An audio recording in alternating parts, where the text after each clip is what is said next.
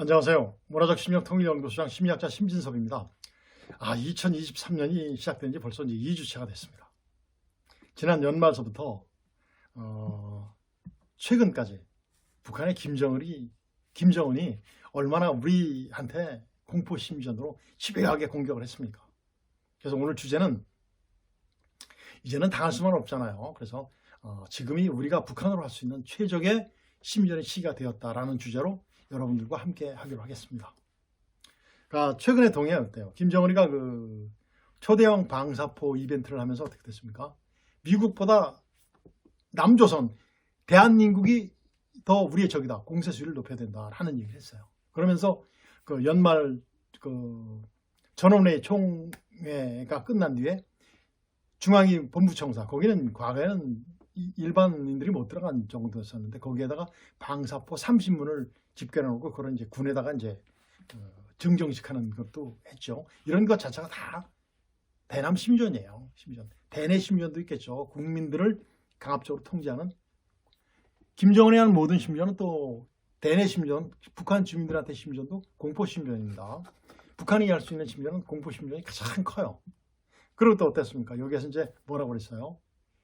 미국에 대해서는 그 ICBM을 개발해서 지속적으로 개발해서 미국을 위협하자. 아니 미국에 대항할 수 있는 것을 만들자. 그 다음에 미사일을 많이 만들어서 대한민국 각각 곳곳에 전부 다 쏠 수 있는 것을 만들자. 우린 다 그런 것을 쏠 수 있다라는 능력도 과시했잖아요.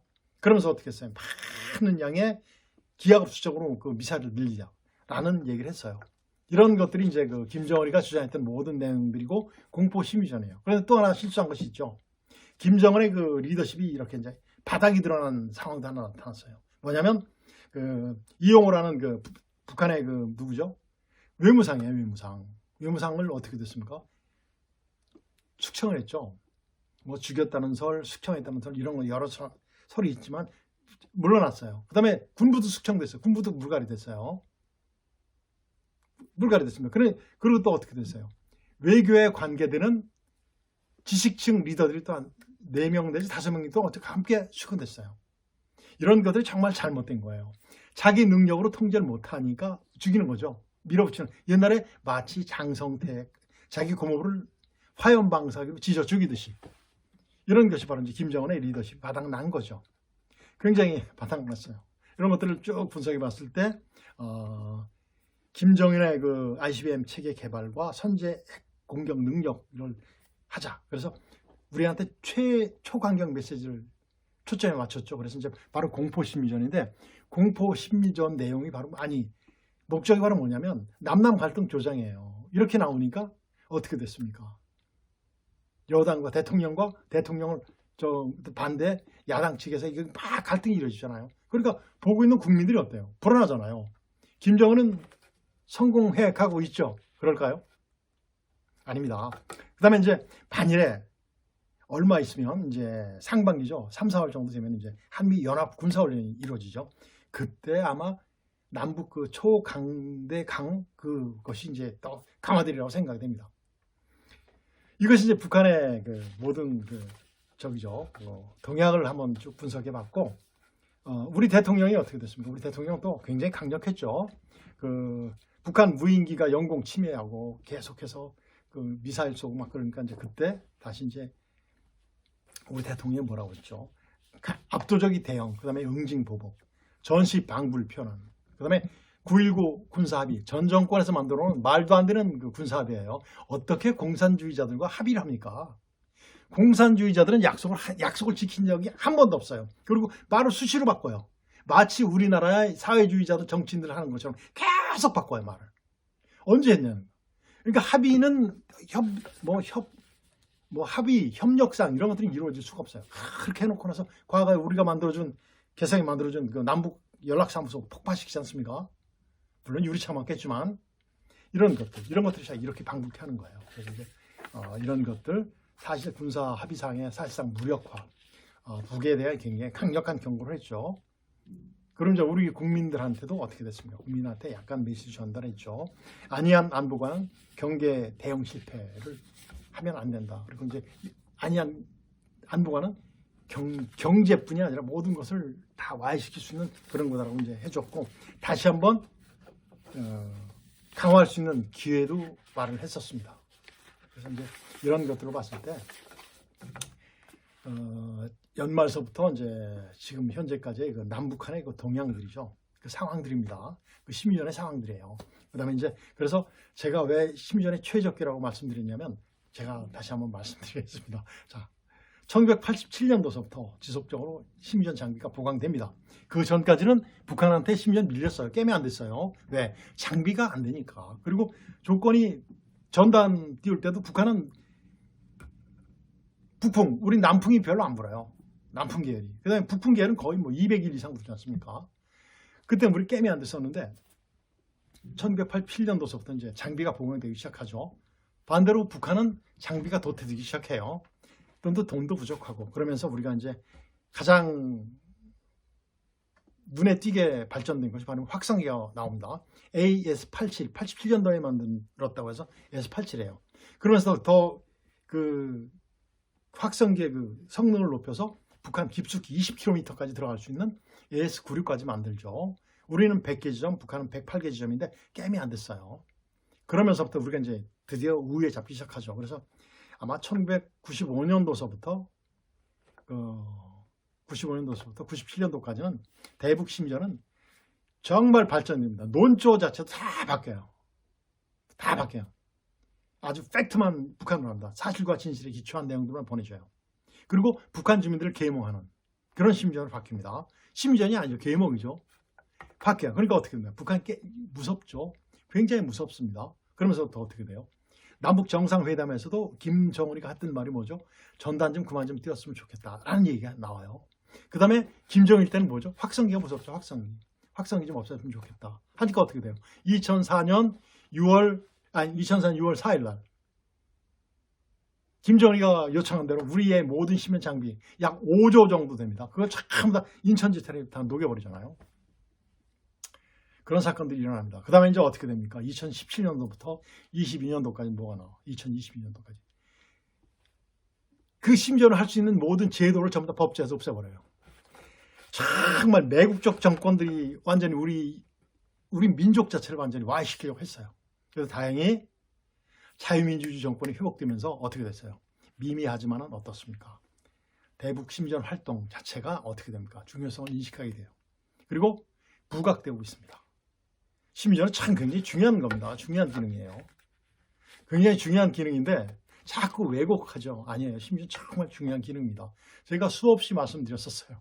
자, 심지어 왜 중요하냐면 국익에 필요한 여론 조성으로부터 전술제대가 전쟁을 해서 이길 수 있는 환경까지 조성해 주는 거예요.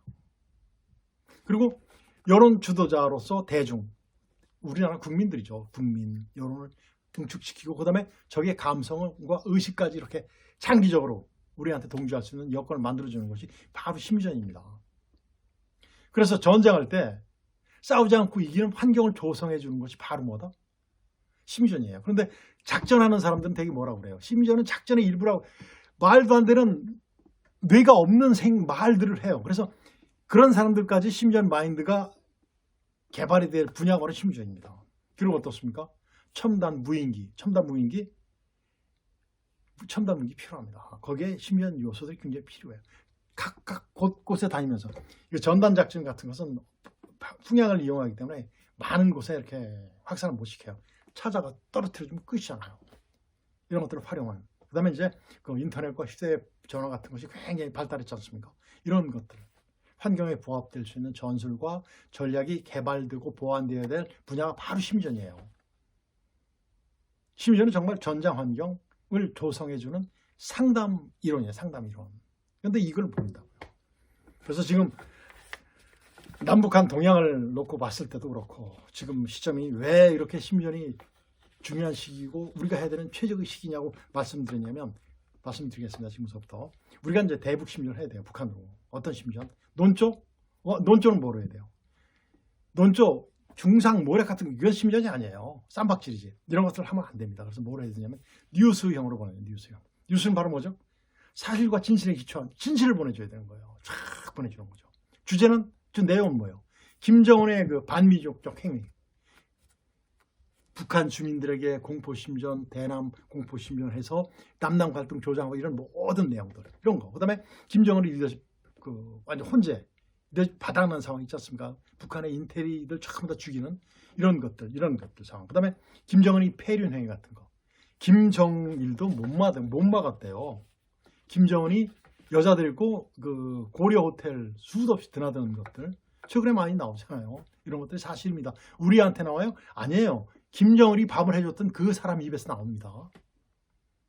일본 사람이죠, 물론. 그렇죠.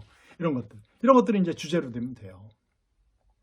그리고 이제 목적은 바로 뭐죠? 김정은과 북한 지식층 리더들, 외교상 그런 리더들이 봤을 때, 야, 우리 전번에 누구도 죽였는데 우리는 안 죽을까? 하는 그리고 실제 보니까 우리를 포용할 수 있는 그런 마음이 없어 해서 분리시키는 거예요. 그 다음에 이제 어떻게 하는 거죠? 그 다음에 이제 리더를 분리시키고 김정은과 북한 주민들을 또 분리시키는 거야. 이런 것들에 사실을 보내주면 북한 주민들 방법은 바로 뭐다? 일방적 주지하면 절대 안 돼요. 너는 이것이 나빠. 옛날에 1995년도 이전에 심의전 그랬어요. 대북 심의전. 그렇게 하면 설득력이 전혀 없어요. 너나 잘하세요. 그러죠. 이러한 내용들이 있습니다. 그래서 여러분들 어떻게 생각하십니까? 라고 얘기만 해줘요. 우리는 문제만 제기해주고 답은 누가? 우리가 북한 사람들이 북한의 지식층 리더들이 생각할 때 그들이 판단을 해줘야 됩니다. 결론을 안 내게 해주는 거죠. 그들이 스스로 할 수 있는 내용들에 할 수 있도록 해줘야 돼요. 이것이 이렇게 된다면 어떻게 됩니까? 상상을 못하는 효과가 나옵니다. 제가 2011년도에 심의전 최상의 비대칭 무기라고 한 그 합참지에 발표했던 내용들이 있습니다. 그런 내용도 쫙 들어가 있지 않습니까? 실제 중요해요. 그런 내용들이 얼마나 무서웠으면 김정일이가 우리나라 대통령한테 부탁해서 못하게 하고 다 파기시켰겠어요. 북한만 할 것이 아니에요. 우리 국민들한테도 홍보해드려야 돼요. 국민들한테도. 뭐냐? 또 마찬가지 뉴스용입니다. 가짜 뉴스는 절대 안 됩니다. 가짜 뉴스. 안 돼요. 주제는 바로 뭐냐면 대통령의 안보 의지, 그 다음에 자유민주주의의 당위성, 정의감 이런 것들을 해줘야 돼요. 그리고 김정은의 반민족적 행위, 왜 우리 북한 동포들까지 완전히 옥죄가지고 지옥 속에 살게 하는가 얘기해 줘야 되겠죠. 그 다음에 김정은의 리더십 헌재사항 같은 이런 것들, 그 다음에 김정은의 폐륜 행위 같은 이런 것들을 팩트로 사실로 보도를 해줘야 됩니다. 그래야 돼요. 왜? 우리한테 해주면 북한까지 다 들어가니까. 목적은 바로 뭐다? 우리 국민들의 한국의 한국 국민들의 정체성을 다시 찾도록. 그리고 정복 세력, 즉 전교조, 정말 나쁜 세력들이죠. 전교조, 민노총, 사회주의 성향의 정치인들 있잖아요. 정말 사리사욕밖에 모르는 매국노 같은 정치인들 있잖아요. 이런 사람들을 국민들로 분리시켜야 되는 겁니다. 방법은 마찬가지로 일방적 주지가 아닌 국민 스스로 판단할 수 있도록 하는 양방적 호소죠. 이런 방법을 써야 됩니다. 그리고 가장 중요한 것은 뭐죠? 심의전, 이제는 환경이 조성됐어요. 그래서 심의전 기능을 활성화시켜야 됩니다. 1998년도서부터 2022년도까지 심의전이 다 없어졌잖아요. 심의전에 암흑식이잖아요. 암흑식. 다 없어졌잖아요. 그래서 국가심의전 기능이 살아나야 돼요. 국가심의전 누가 하는지 아시죠? 어디에서 하는지. 그 기능이 살아나야 돼요. 그리고 대적심의전. 누가 어디서 하죠? 군에서 하는 거잖아요. 국방부에서는. 지금 저희가 있을 때는 7개 과가 있었어요. 정말 북한을 압도하고 정말 계몽의 최적식이었습니다.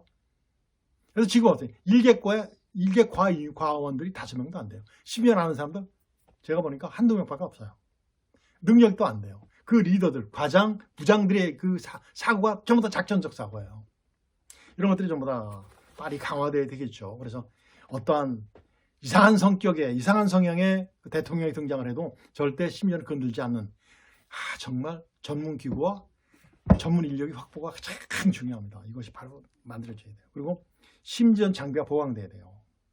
과거에 87년도, 96년도에 확성기가 정말 보강돼서 완전히 북한을 압도했듯이 그런 것들이 나와야 됩니다. 그래서 지금 확성기 많습니까? 안 해요. 그때 북한의 목함지뢰 사건, 박근혜 대통령 때죠. 목함지뢰 사건 때 그 확성기 나왔어요. 그런데 그 기동형 확성기예요. 이미 다 거의 파괴됐었으니까. 다 녹여버렸었으니까. 기동 확성기의 효과만 가지고도 어떻게 됩니까?